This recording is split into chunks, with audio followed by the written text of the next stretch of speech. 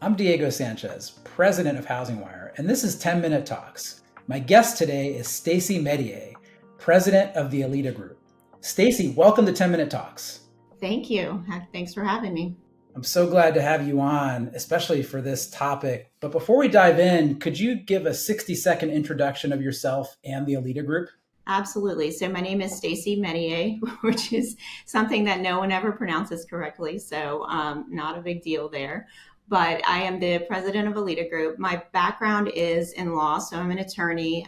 Been practicing law for more years than I'd like to admit. But I started in corporate law and then moved into being a general counsel for a law firm. And we had an affiliated title company. So that's sort of where this attorney opinion letter opportunity came up. My law partner at the time basically said, what if we do this?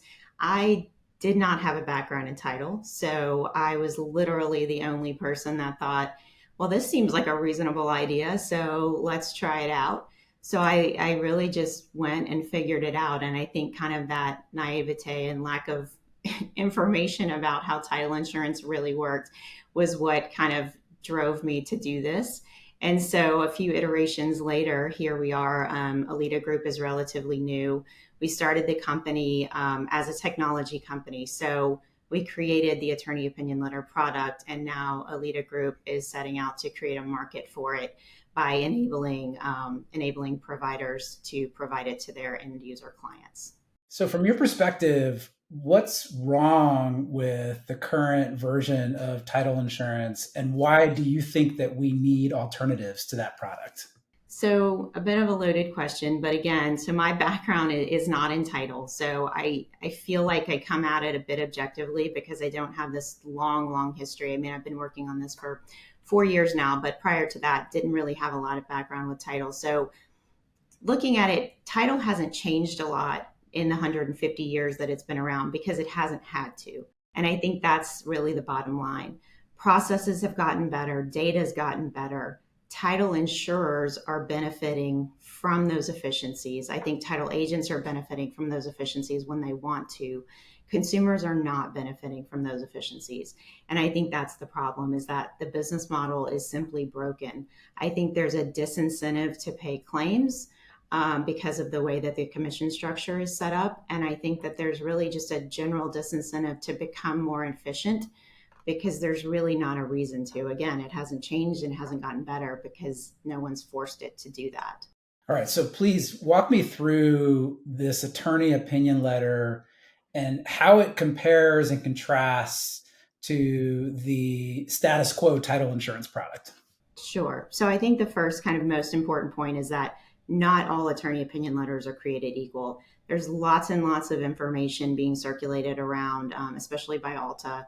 And a lot of that information is sort of based on a traditional attorney opinion letter and how it operated. And when I say traditional, I mean the attorney opinion letters that existed prior to title insurance 150 years ago. So that's kind of first. What we've created is an insured attorney opinion letter. So there's an insurance wrapper around it that is a transactional liability policy, and it is intended to operate very similarly to title insurance. So process-wise, it's very similar. Coverage-wise, it's very similar. There are a few minor differences, as there have to be, because we're not selling insurance and we're not providing insurance. We're selling an insured product, which is a very important distinction. So it is very similar in its coverage. It's very similar in process, but at the end of the day, it's a different product. So the output is going to be different. But the things that sort of come up again and again are things that need to be clarified. So one, I think people like to talk about, well, there's no duty to defend here. That's not accurate. There is a duty to defend under the policy that we've created, because the policy covers not only the lender, it covers the borrower, and it also covers any downline investors. So it moves to the secondary market. So that duty to defend applies to all of those insureds under the policy, and it travels with the policy. People talk about, well, with an attorney opinion letter, you have to prove negligence to get a claim paid. That's not true with our policy, because it is transactional. If there is a loss and that loss is documented, that loss is paid. There's no need to prove any negligence on the part of anyone involved in the process, including the attorney. That's more of a traditional professional liability thing. People talk about what happens if the attorney goes out of business or what happens if the title company goes out of business. That doesn't impact the coverage. The coverage continues for the life of loan, so up to 30 years, regardless of whether those parties stay in business. And kind of finally, the most important one in my mind is this accusation, or this, I shouldn't say accusation, this commentary that these products aren't regulated. They're not regulated by title insurance regulators because they're not insurance, but they are regulated by state bar associations. I'm an attorney and I have been for a long time, and I've very regulated, I can assure you. In addition to that, the insurers who are providing the insurance around the attorney opinion letters are huge multinational insurance companies that have been around for a very long time. They are all properly licensed and all regulated by state insurance regulators as well. So you're partnering with insurance companies to deliver this product. Can you talk a little bit more about that partnership with the insurance company? Sure. So I wouldn't say it's necessarily a partnership so much as it's simply that they've, worked with us to create this policy. They provide the policy to us. And so, pay the premiums just like you would with any other insurance company. One-time premium that's paid at closing. And, they basically looked at title claims data for 60 years and said, this is what we think the premium should be because this is what we think the risk is worth. And ultimately is much, much less than what title insurance premiums are. What changes need to happen? We're going to talk a little bit more about Alta, which is, you brought them up. They're the trade group that represents the title insurance industry. What changes need to happen before attorney opinion letters can scale as a title insurance alternative, in your opinion? Sure. I think it's an education issue. I mean, obviously adoption is going to follow, but I think education is most important. People just don't understand the insurance component. And I think most of the information people get is what they see in the media that does come from Alta, or that they see come in their inboxes and newsletters from Alta. And understandably, that's what they believe because that's what they see. And Alta is not wrong when they talk about traditional attorney opinion letters, but I think, there's a big gap in the information channel when it comes to an insured attorney opinion letter, because they're not talking about the product that we've created and the insurance that we've put around it, which is obviously what kind of makes this a game changer. So I think that's really it, is making people understand that this product is out there, it's available, and making them realize and understand what it does and how effective it can be.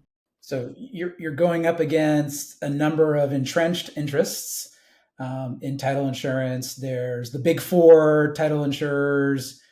There's also Alta, which is a very powerful trade organization. What excites you about taking on these incumbents and these entrenched interests? I wouldn't say that it excites me. I honestly, 100% honestly, did not know what I was getting into when I started this. I just thought it seemed like a reasonable product. And I quickly learned that there was a huge industry behind it that didn't want anything to change.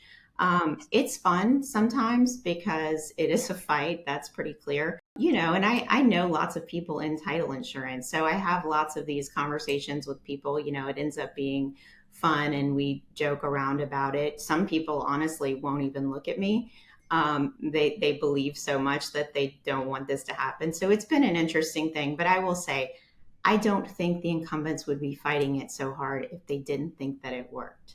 If it was a useless product, everyone would ignore it. And that's just not the case here. So I would say it's fun, but mostly I think it's just the right thing to do.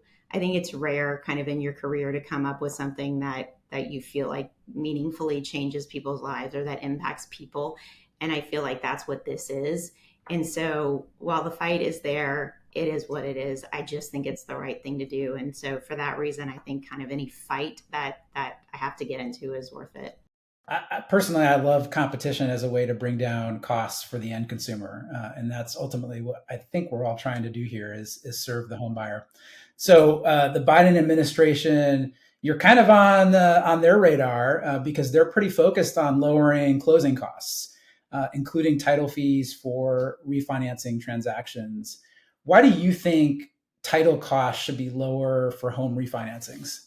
Yeah, I mean, I think this whole everything about this has come, like, it's been a bit of a perfect storm, right? Because there's this whole idea of title waivers with FHFA and the administration, and then there's the CFPB's most recent RFI around title costs and what we've done. And I think it's important to distinguish them, right? Because title waivers, that's something that I know is very contentious.